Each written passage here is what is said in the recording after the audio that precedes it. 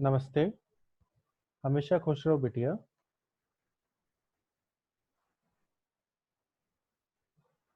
Myself, Dr. Gaurav Gupta, Assistant Professor, Department of Forensic Medicine and Toxicology, Faculty of Homeopathic Science, Jyoti Vidyapeeth, Women's University. So today, in today's session, we are going to continue infanticide and child abuses. In previous session, we studied about some of the features of postmortem findings, external postmortem findings and internal postmortem findings. Today we are going to understand the postmortem findings of live-born, dead-born, and stillborn. So a variety of features are taken into consideration in attempting to answer this question, and there are essentially three possibilities. Either the child was born alive, or the baby died in the uterus, or the baby died during the birth process. So it is a very crucial and important question that it should be established that whether the child was born alive, that he lived for some time after the birth, or he died within the uterus and born dead, or he died during the birth process or stillborn.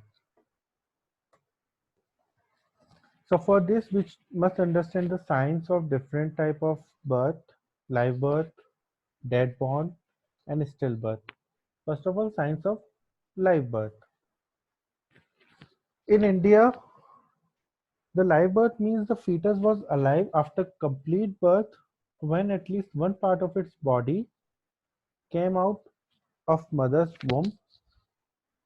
Any sign of life after complete birth of child is accepted as proof of live birth.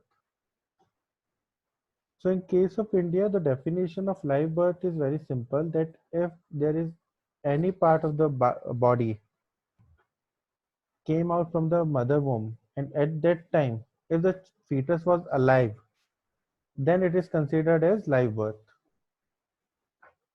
And any sign of life after complete birth of child is accepted as proof of live birth.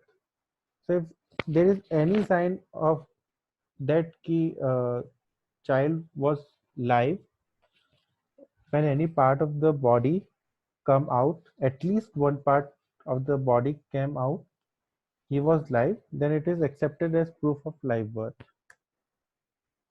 Following are considered as sign of live birth. First one is baby's cry. It is very strong evidence in favor of live birth and respiration having taken place. Muscle twitching or movement of limbs, sneezing and yawning. These three are very important features that suggest that the infant or the fetus was born live. Now, what are the postmortem findings in case of live born? Now, the first general findings: presence of clothing and absence of vernix caseosa suggest live birth. Changes in the chest. In case of stillborn or deadborn, chest is more flat anterior posteriorly because the child has not respired. The circumference of the child chest is about 2 to 3 centimeter less than that of the abdomen at the level of the umbilicus.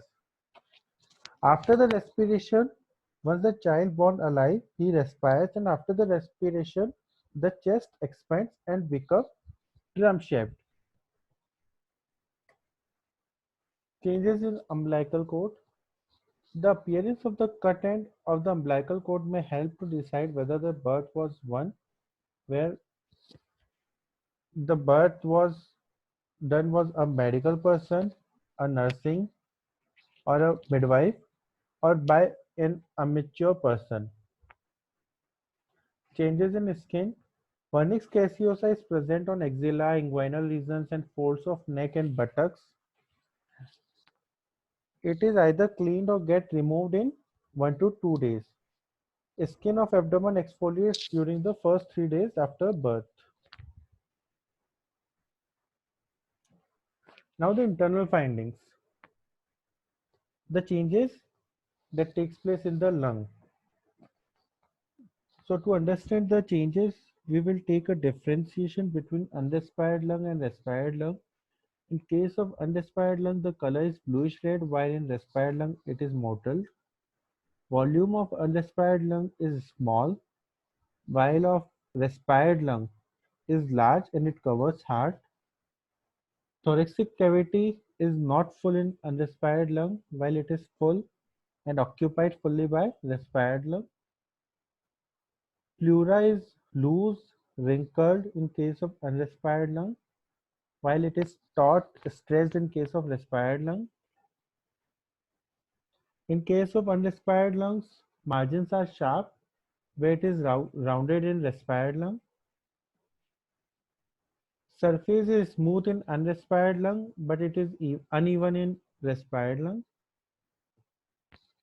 Consistency is dense, firm, non-crepitant, just liver-like in case of unrespired lung, but it becomes soft, spongy, elastic, and crepitant if respiration has taken place. Weight by Plockett's test is 1 by 70 of body weight in unrespired lung, while it is 1 by 35 of body weight in respired lung, and by Fodder's static test, it is 30 to 40 grams in unrespired and 60 to 70 grams in respired lung. In unrespired lung, diaphragm is present at the level of fourth to fifth rib, and in respired lung, it is present at sixth or seventh rib. On taking a cut section of lungs, there is blood oozing very little, and it is frothless in case of unrespired lung, while it is abundant and frothy in case of respired lung.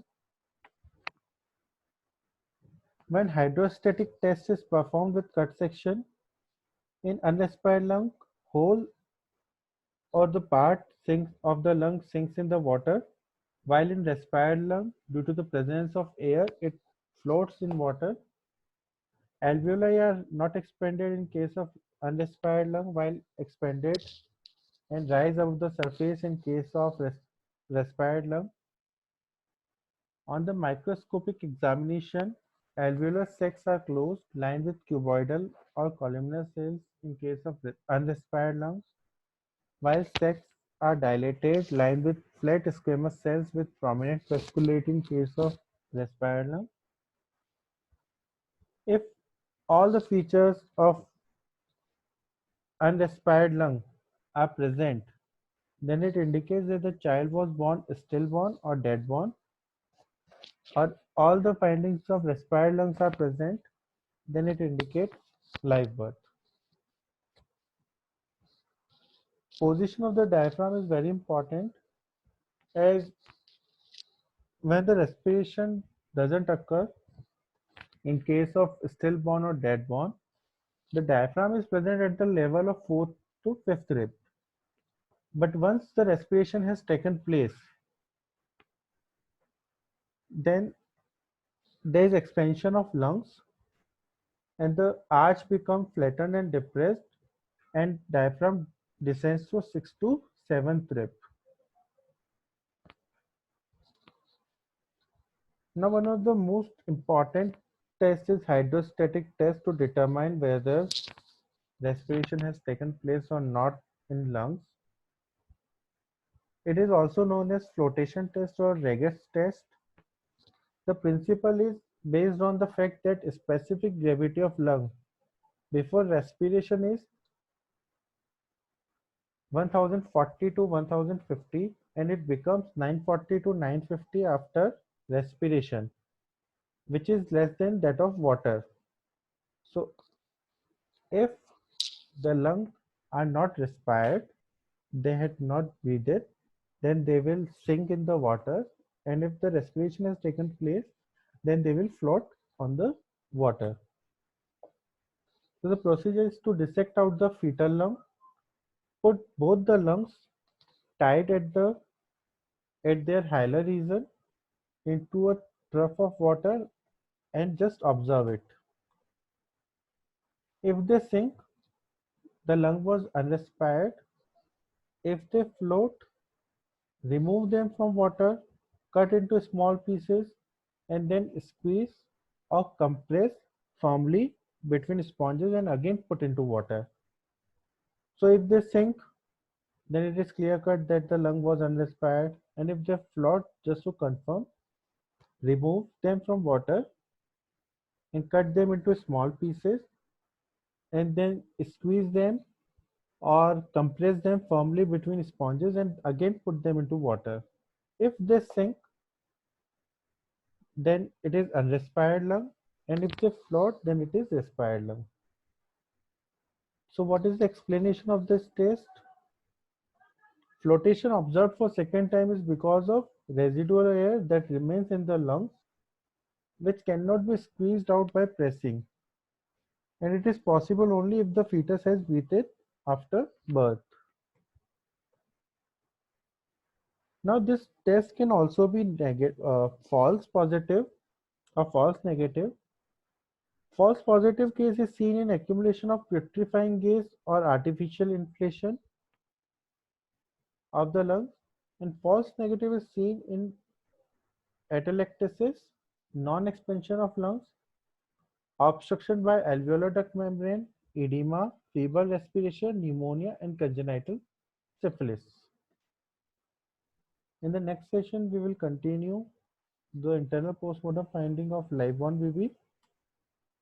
This session is powered by Digital Version 2.0, Jyoti Vidyapeeth Women's University. Hope you are satisfied with my digital session. If you have any query, please mention in comment box. I will resolve it.